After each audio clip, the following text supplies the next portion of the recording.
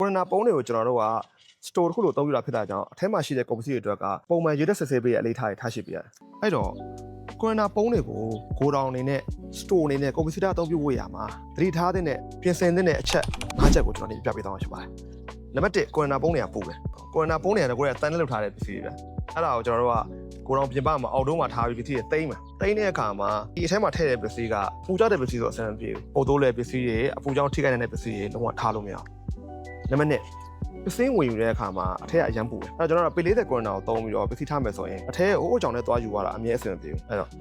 ထားမယ်ဆိုရင်ကိုကအထက်မှာယူဝပြူဝလွယ်တဲ့ sensitive တွေဖန်တီးထားဖို့လိုတယ်။အဲ့တော့အလဲမှာရှောင်းလန်းထားပေးပါတစ်ဖက်တစ်ချက်မှာစင်နေထားပေါ့နော်။စင်နေထားပြီးွားတဲ့အခါမှာပစ္စည်းထားတဲ့ပုံစံလည်းအရေးကြီးတယ်။ကိုကအမြဲယူဝလေးရှိတဲ့ပစ္စည်းတွေကိုကြောင်ထဲမှာထားမယ်။ဟိုနောက်ဆုံးမှာထားမယ်ဆိုရင်တစ်ခုကိုသွားယူတယ်မှာဒီ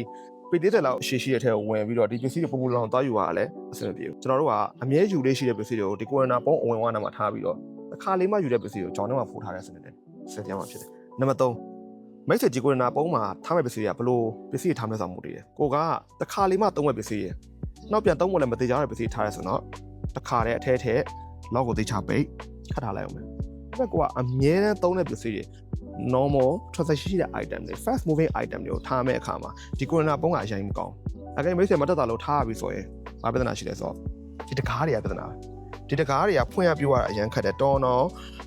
main ကလေးအားနဲ့မြောက်ကြားတောင်ကန်ပြီးဆက်ဖွင့်မှရတာအဲ့တော့အမြဲတမ်းကွာပစ္စည်းတစ်ခုလာယူမယ်ဆိုရင်ယောက်ျားလေးလိုမယ်တကားဖွင့်ဖို့တယောက်လိုမယ်ဆိုလဲအဲ့ရက်စမပြေနံပါတ်4ကိုရိုနာပုံးတွေကိုကျွန်တော်တို့က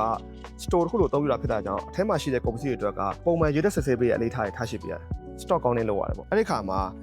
ဒီအပေါက်ကြီးတစ်ခုတွေကပဲပင်မဝင်ပေါက်ဖြစ်တဲ့အတွက်အထဲမှာလူကဝင်သွားတဲ့အခါမှာနေတာကြာလာရင်အသက်ရှူလို့မဝဘူးပူတယ်လှောင်နေဒါတွေခံရတာပေါ့နော်အဲ့တော့အကောင်းဆုံးကဒီကောင်ကိုကျွန်တော်တို့က ventilation fan ထားပေးရတယ်အဲ့တော့မှလေဝင်ထွက်ရှိပြီးတော့ကုန်ပစ္စည်းသွားရောက်စစ်ဆေးတဲ့အခါတွေပစ္စည်းယူသွားတဲ့အခါမျိုးတွေမှာသိမပူတာပေါ့နော်နံပါတ်5ကဒီကိုရိုနာပုံးရဲ့ကြက်ခိုင်မှုနဲ့သူ့ရဲ့ထားရှိတဲ့နေရာအခြေအနေတွေပဲကိုရိုနာပုံးဆိုတိုင်းသူကလုံးဝထိခိုက်လဲဘာမှဖြစ်တဲ့ပစ္စည်းလို့ကျွန်တော်တို့ယူဆလို့မရဘူးကိုရိုနာပုံးကပစ္စည်းထားမယ်ဆိုရင်ငကိုတွေကအထက်ဝင်လိုက်ကားပိတ်လိုက်အလင်းပေါက်တွေဝင်လာကြည့်ပေါက်ရှိတယ်ဆိုရင်ကျွန်တော်တို့အဲ့ဒါတွေဖာဖို့လိုတယ်မဟုတ်ရင်အထက်မှာပစ္စည်းထားမယ်ဆိုရင်အဲ့ဒီကလေတွေဝင်ပြီးတော့စွန့်မပြေဘူးပေါ့နော်နောက်တစ်ခုကဒီကိုရိုနာပုံးကိုထားမဲ့နေရာအဲ့ထားမဲ့နေရာကငကိုတွေကမြေကြီးမှာချတောင်ဖို့တွေပါရှိတာအဲ့ဒါလည်းသတိထားရတယ်ကိုရိုနာပုံးဆိုပြီးတိုင်းလည်းကျွန်တော်တို့ကလုံးဝကာရလို့ပြောလို့မရဘူးတစ်ခါလေးချတွေကအောက်ကနေဖောက်ထွက်လာပြီးတော့သားဖလိုးတွေပါလေဖောက်ပြီးထွက်လာတဲ့အခြေအနေတွေကျွန်တော်အများကြီးတွေ့ဘူးအဲ့တော့ဒါကလည်းအလေးထားမဲ့ရဟုတ်ပြီဒီ၅ချက်ကိုလုပ်ပြီးသွားပြီဆိုရင်မိတ်ဆွေတို့အနေနဲ့ကိုရိုနာပုံးထားတဲ့ storage ကိုပိုကောင်းအောင်လုပ်လို့ရတဲ့နည်းလမ်းတွေရှိသေးတယ်အဲ့ဒါကဘာလဲဆိုတော့အခုမိတ်ဆွေမြင်တဲ့နေရာအတိုင်းပဲ